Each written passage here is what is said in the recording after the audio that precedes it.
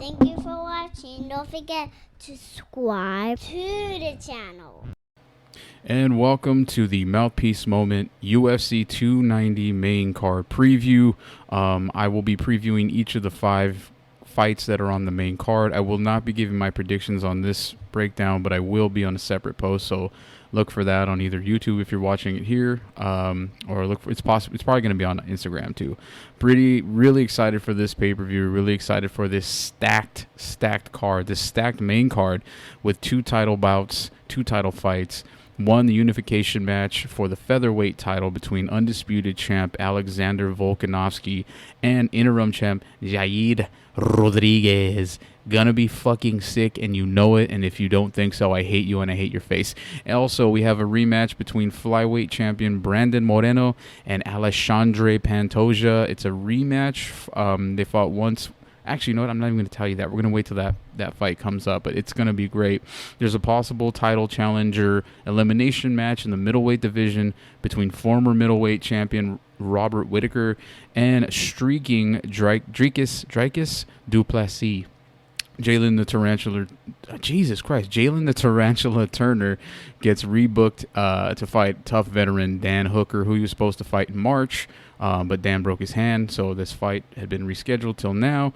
That should be a great one. Bo Nickal's making his sophomore appearance after his first round finish debut. Kind of some weird controversy there. He's taking on Val Woodburn. We'll talk about that in a bit. And Robbie Lawler fights in his retirement fight, not on the main card, but I just want to give a shout out to Robbie Lawler. I've been watching him since the Nick Diaz fight so long, and thanks for all the memories, legend. I'm sure we'll see him in maybe some corners or whatever, but just want to give a shout out to Robbie Lawler. Let's get into the main card opener. It's a welterweight fight between Bo Nickal and Val Woodburn. Bo Nickal's 4-0 overall. All 4 of his wins are first-round finishes. He was 2-0 on the Dana White's Contender Series, 1-0 in the UFC. 3-time NCAA Division I national champion in wrestling at Penn State. That's a pretty big deal. Finished Jamie Pickett in March of this year by first-round arm triangle. That was his debut in the UFC, and was also on a main card. I think he opened up a main card. It was a fight that I don't remember which UFC it was, maybe 287, but it was one that I did one of these breakdowns on. He finished him by arm triangle, but there was some controversy in the fight. He threw like a weird head kick that missed, and then he shot in and put Jamie Pickett against the fence. Both threw an inside knee that was supposed to land, thighs or knee area. It landed in the old ball sack of Jamie Pickett there, and Jamie Pickett winced, and he was kind of looking at the ref to have it stopped. It looked like the ref was going to stop the fight, and then he just backed away, and Bo pulled him off the cage, took him to the ground, and it was one of those weird situations where it was in the middle, and while the fight was happening, it didn't seem like that's what happened. When you watch the video afterwards, that's what happened. So Bo got the takedown off the cage, took Pickett's back, and then transitioned to an arm triangle finish. It was there for about a minute and a half, 2 minutes, finally got the finish. I don't think there was anything cheap that happened on Bo Nickal's part. Stuff happens. It's up to the ref to stop the fight. He didn't stop it. Sucks, but whatever. The way it looked, he was just he was going to out-grapple Jamie Pickett anyway. No offense, I love the Night Wolf Jamie Pickett. He's taking on Val Woodburn. Kind of a weird situation. He was supposed to fight Tresean Gore. I had a whole thing set up. I did all this research on Tresean Gore, and then on Tuesday, early morning, 4th of July, like 4 a.m., it got announced that Tresean Gore, I think he hurt his rib or he had some sort of injury, and he's pulled out of the fight. So UFC scrambled. There were some other UFC fighters that put their name out there, threw their name in the hat. Threw their hat in the ring and were denied. And instead, they landed on a guy who will be making his debut, and that's Val Woodburn. Kind of weird situation, but I guess it kind of makes sense. The guy's 5'8", 185 pounds, so he's a little tank. 7-0 with 5 wins coming by way of KO or TKO. His last 2 fights were decision victories. This is his UFC debut. It sounds similar to how Bo Nickal made his debut. He's opening up the main card on a stacked pay-per-view against an undefeated prospect. I mean, Jamie Pickett was undefeated, but it's that sort of pressure where it's like your first fight in the UFC and you're on a stacked main card with 2 title fights. It's going to be insane. I feel like this is going to be a short fight. I'm not going to make my pick yet, but it's either going to be a quick Bo Nickel submission, or I mean, maybe this new guy will shock everyone. If we're talking about the odds right now, the last I checked, it was like Bo Nickel at minus 2,500, and I think it was like a record-setting opening line. It's insane, but again, it was put together a few days ago, 2 days ago. Today's Thursday, so you can't really hate on the UFC too much here. Next fight on the card is a lightweight fight between number 11 Jalen the Tarantula Turner and number 12 Dan Hooker. Again, this fight was supposed to take place in March. Dan Hooker broke his hand a few weeks before, and Mateusz Gamrot stepped up and fought Jalen instead. Jalen Turner is a 6'3" fighter with 77-inch reach, which is fucking pretty big at 155 pounds. Even with his size, he gets into a lot of firefights. Crisp, sharp, long strikes, and when he lands, he hurts opponents. He just recently spent some time in Abu Dhabi working on his grappling and even trained a few times with Khamzat Chimaev. He's really been working on his grappling because that's the only real area that he's having a lot of trouble with. He has 4 UFC victories over fighters from the Oceania region. I hope I said that right. That would be like, there's multiple countries and area and islands in that area, but I'm speaking mostly of New Zealand and Australian fighters. Callan Potter, Josh Coulibaugh, Jamie Malarkey, and Brad Riddell. He's looking to make it 5 this weekend, as Dan Hooker is a New Zealander. All 6 of his UFC wins, that's Jalen, all 6 of his wins are finishes. His only 2 UFC losses were very close decisions. He still maintains that he did not lose to Mateusz Gamrot in March of this year. Feels he pushed the pace, did more damage, and held octagonal control. So again, like we said, this was supposed to happen a while ago, and I was really pumped when I heard it. Jalen's a friend of mine. He's been on the show 3 times, so we were really pumped when we heard that he would be fighting a legend like Dan Hooker. In the fight against... I'm making that noise that my wife makes. It's kind of weird. I keep making myself laugh, and I'm trying not be distracted by it.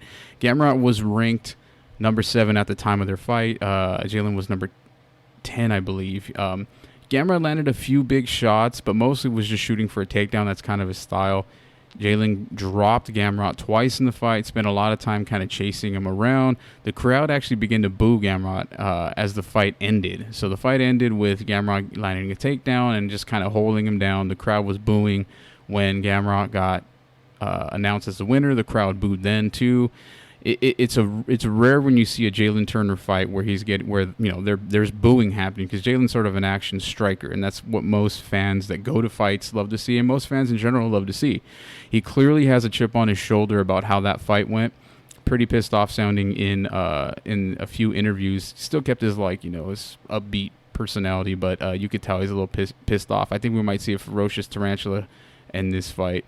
So look out for some anger coming that way. Hopefully he takes it easy and doesn't overexert himself, because Dan Hooker is an absolute beast. Dan Hooker's a fan favorite. As I said, New Zealanders, pretty hard to find any boring moments in the Dan Hooker fight, win or lose. He joined the UFC in 2014. He's 2-4 in his last 6 fights. That might sound like, oh, this guy sucks, but 3 of those losses were to Dustin Poirier, Michael Chandler, and current champ Islam Makhachev. Something to think about. Not exactly the easiest bunch in the lightweight division. He's had several wars and has fought a murderer's row in the UFC. There's no denying that. His strength of schedule, very, very hard, very heavy. Great at distance against shorter, less technical opponents when it comes to striking. He comes from a camp that's mostly a striking camp. That's City Kickboxing. A lot of teeps up the middle, strikes from distance, and he knees up the middle when anyone tries to get close, shoots for a takedown. He's got knees ready to go. He fought Nasrat Haqparast in September of 2021 and won a clean, unanimous decision. Just dominated with technical striking, octagon control, and improved grappling.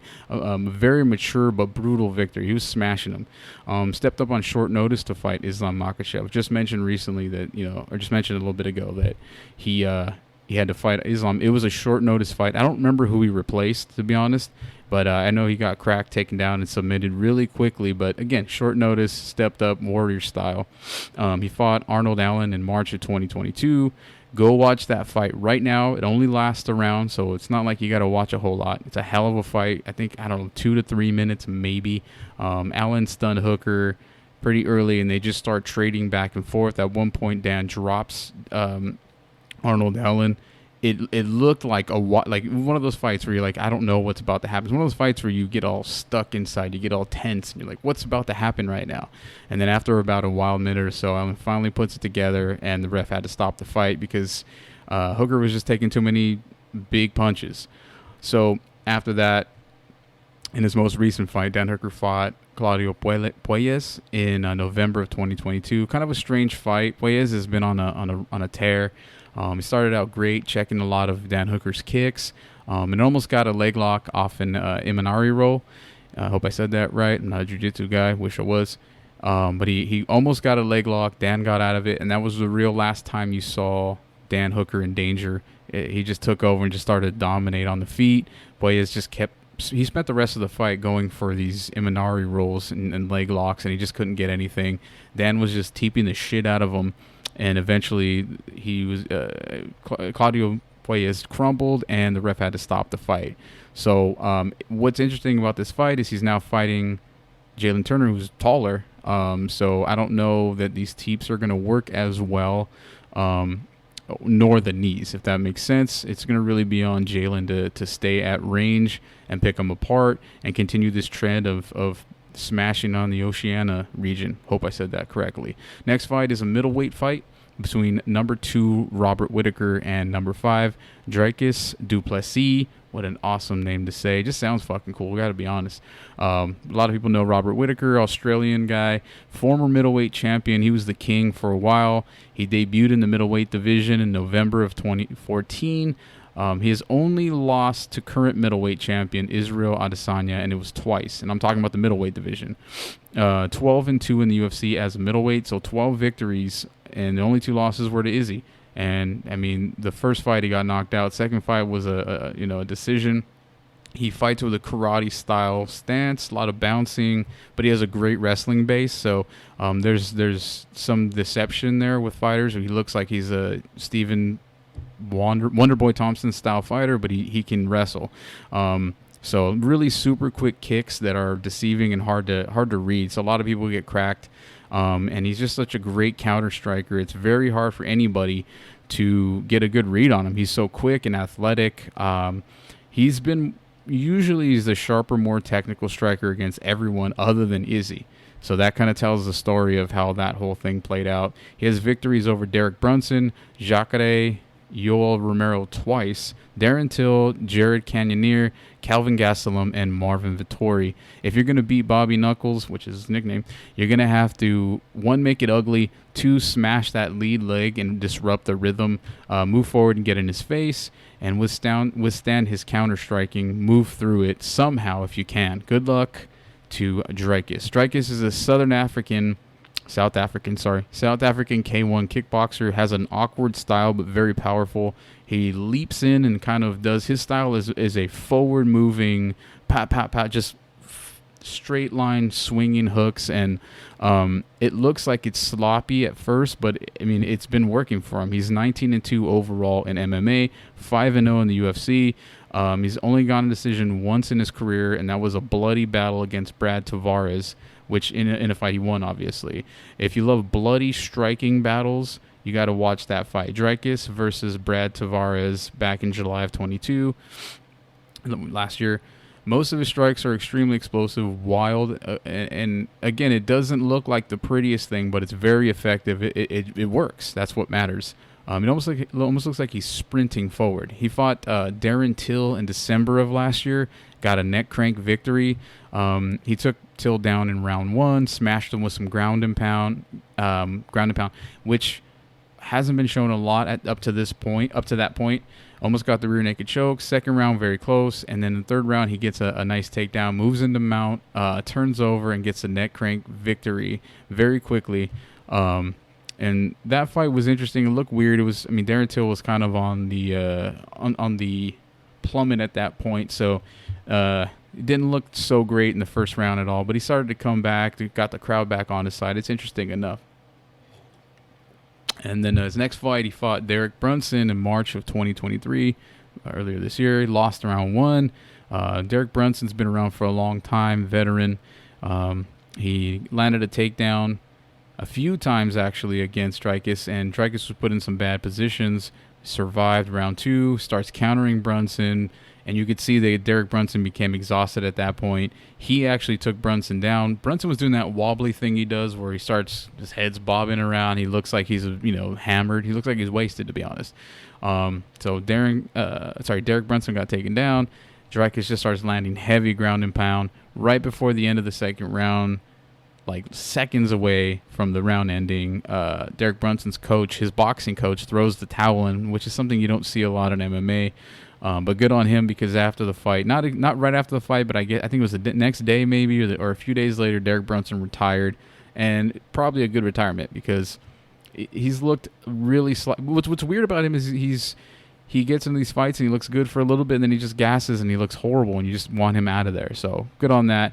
Dricus, though, he's being very much counted out of this fight. People are sort of saying it's too much too soon, because he's fighting against a legend like Robert Whittaker. Robert Whittaker's not taking him lightly. Robert's saying, hey, this guy has nothing to lose. Like this, he's very dangerous. And I'm doing everything I can to make sure nothing bad happens to me. So I think this fight will have some heavy hands. It's going to go one way or the other. It's going to be a shocking finish victory by Dricus, or it's going to be the usual smashing, countering, smart approach by Bobby Knuckles. So look out for that one. And let's get to the first title fight, the co-main event of the evening. Super pumped about this. My homie Brandon Moreno. Not really, but he will be. I'm going to be his friend one day. I love the guy. So the co-main event is the flyweight title bout between the champ and the pride of Tijuana, Mexico, Brandon Moreno, versus number 2 ranked Alexandre Pantoja. By the way, I've been following Alexandre Pantoja since he was on The Ultimate Fighter. He's got the coolest fucking name. It just sounds cool. I want to have a dog just so I can name the dog Alexandre. Or maybe a son. Maybe I'll have another kid. I don't know. But anyway, Alexandre Pantoja just sounds dope. Brandon Moreno, let's get into him. Again, he's my boy. He's my homie. He won 2 fights against Kai Kara-France. He went 2-1-1 against former champ Davison Figueiredo, and now he's fighting Alexandre Pantoja for the 3rd time, 2nd official fight. We'll get into what that means in a little bit. So, as I mentioned, both of these guys were on The Ultimate Fighter 25 back in 2016 when they were just young lads, and Brandon fought Pantoja on his first fight on the show. Brandon was 22, Alexandre was 26 at the time. They had like a seeding scenario where they seeded each fighter. The number 1 seed was Alexandre. The number 16 seed out of 16 was Brandon Moreno. And so they set these fights up so that the highest seed fought the lowest seed, and this was a battle. So it really set the tone for the whole show, and props to Brandon for really surprising everyone. It was a really close fight. I would say Moreno took round 1, but it was very close. There was a lot of back and forth. Pantoja was getting surprised and shocked with how well Brandon Moreno was smashing him.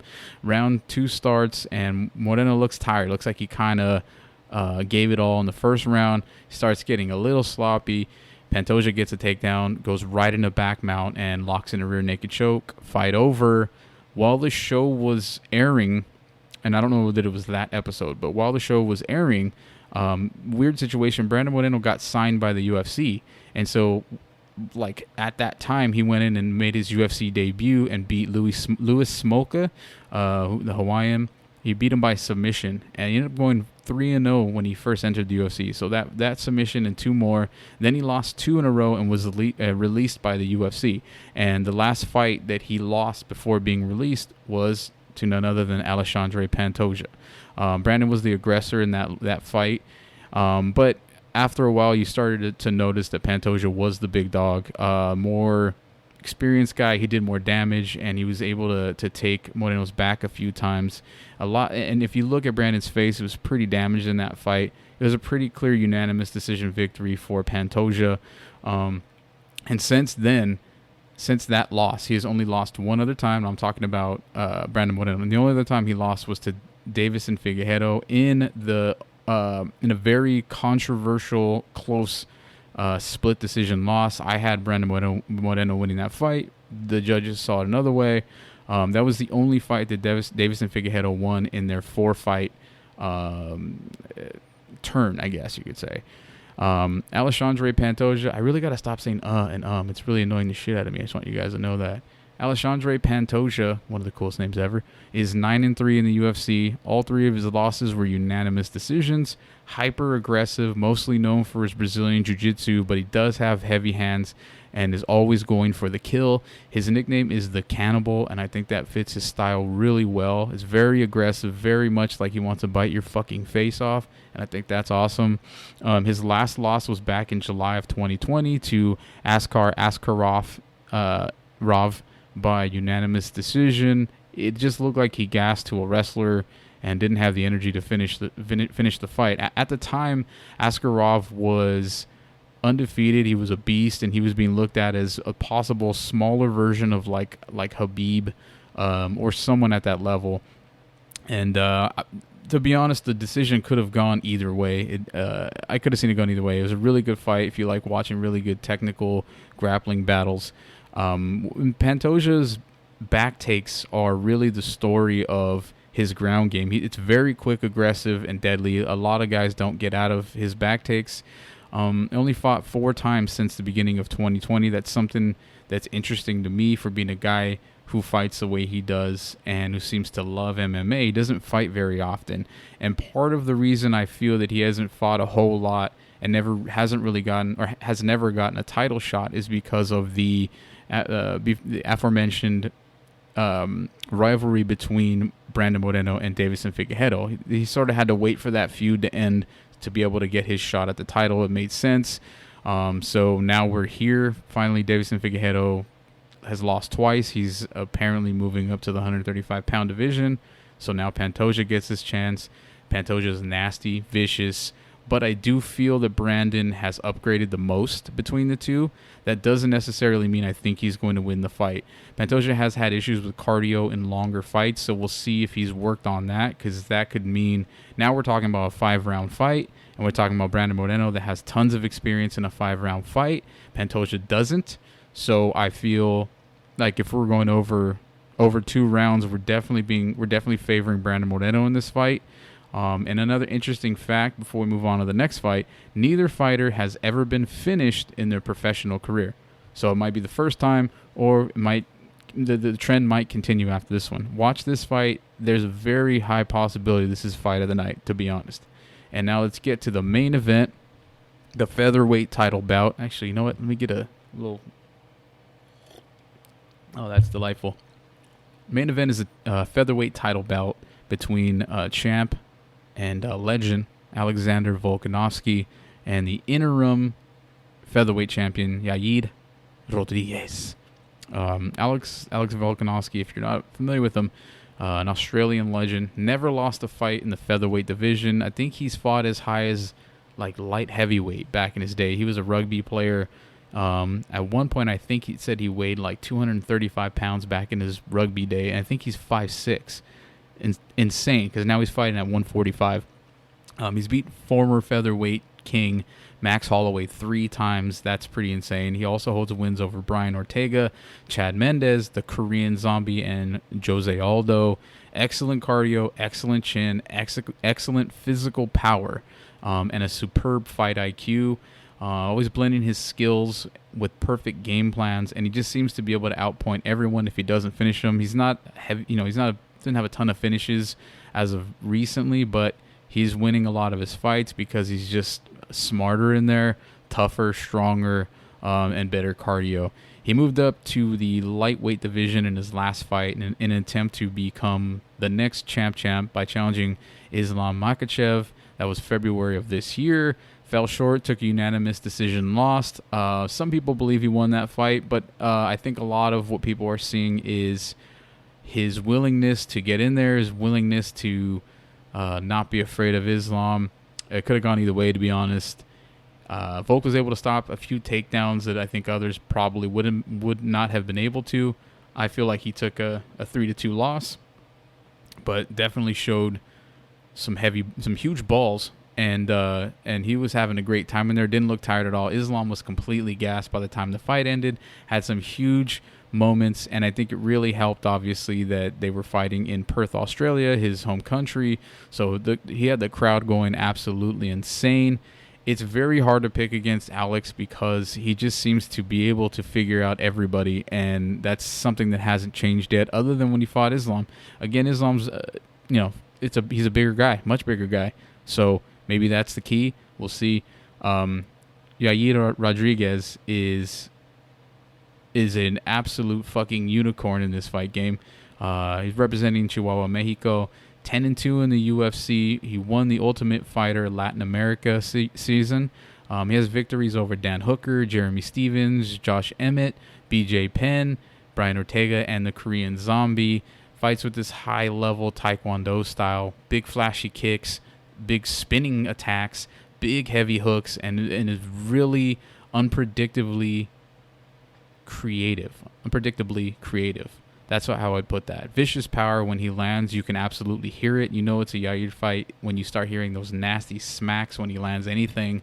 He likes to fight long, but he gets hit a lot. That's something that I find kind of strange for someone who fights long. Kind of similar to Jalen Turner. They're long dudes who don't mind getting in there and getting cracked. They seem to be fine. They seem to be able to take it. He doesn't have a whole lot of defense. Very durable guy, but he fights with that kill or be killed style. Super quick movement that's hard to read. He lost unanimous decision to Max Holloway in November of 2021, but that was after a 2-year layoff. He just got outpointed. It was a fight of the night that night. Both fighters were hurt multiple times. I just feel like Max used his experience to outpoint Yair, and I think Yair was headhunting. He was going for the absolute kill, and he left himself wide open to get countered multiple times, and I think that's why he lost that fight. Now, fast forward to February of this year, same card as when Alexander fought against Islam for the 155-pound title. The UFC held an interim featherweight championship match between Yair and Josh Emmett, and he beat Josh Emmett by triangle choke. That's a real interesting fight to watch. Lots and lots of damaging punches and kicks and knees and everything. He got cracked a few times too. That's how he earned the interim featherweight title. And Saturday night will be the unification fight. Yair just smashed Emmett in all round one. It started to look bad. Josh was having trouble locating Yair, so it was a lot of big nasty hooks that were missing. He actually got a takedown at the end of round one that slowed down Yair's onslaught. But then round two starts, and Yair is right back with the onslaught, and it continues. And he's just landing big, nasty body kicks. And you can see Emmett start to crumble. Yair threw a flying knee, and it missed. And Emmett got a takedown off of that, put him on his back, and Yair threatened with an armbar and instead locked in the triangle choke. And Emmett had to tap. So we got two definite different styles in this fight. We got the measured, intelligent, hard-nosed, cardio machine outpointer in Volkanovski, and the wild, creative, heavy strikes, kill or be killed style of Yair. It's going to be awesome. I'm really pumped about this. So again, I'm going to make a separate post with my predictions on the fight. I don't want to take too much of your time. So look out for that. I appreciate you guys watching. Let me know what you thought about this.